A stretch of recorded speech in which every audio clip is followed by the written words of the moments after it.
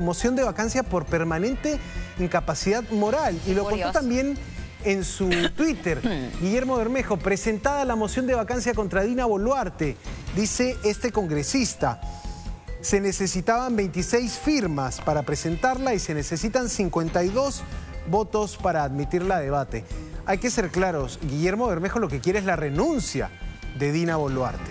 Esto más bien se presenta, creo, como un elemento, porque es muy difícil que consiga avanzar este proceso de vacancia contra Dina Boluarte, se presenta más bien como un elemento de presión, como un elemento de poner más peso sobre los hombros de la presidenta. Pero va ganando terreno, por lo menos en el discurso, en este caso, los aliados de Pedro Castillo con esta moción de vacancia.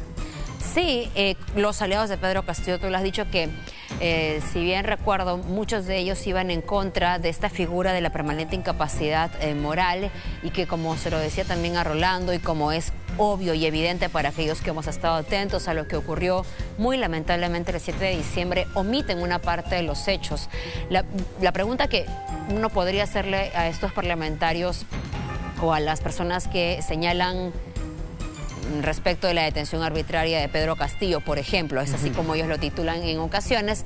Entonces, si él hubiera permanecido en el poder, estaríamos ahora sin Congreso, prácticamente sin Poder Judicial ni Ministerio Público, porque él también anunció una reforma, estaríamos también sin libertad de expresión, acaso con los tanques en las calles, en el sentido que él había determinado ese día sin que haya ninguna marcha tampoco afuera, en fin, tantas situaciones. ¿Cuál es la realidad que estaríamos viviendo en todo caso si se hubiera permitido que Pedro Castillo cumpla con lo que finalmente hizo y que le duró apenas un par de horas?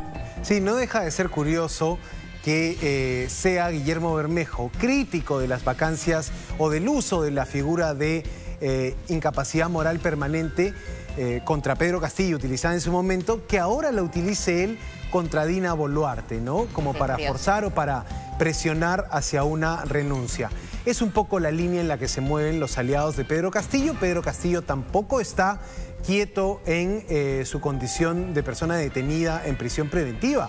Le manda una carta a los presidentes de CELAC, denuncia una situación, claro, una versión de la historia, una versión parcial de la historia que obvia decir que el origen de la crisis ocurrió con el golpe del 7 de diciembre. De hecho, en uno de los mensajes, Santiago, recuerda que puso el golpe de Estado como que hicieron en su contra. Y uno se queda con la duda. Entonces, ¿usted qué hizo, señor Pedro Castillo? ¿Qué pasó ese 7 de diciembre?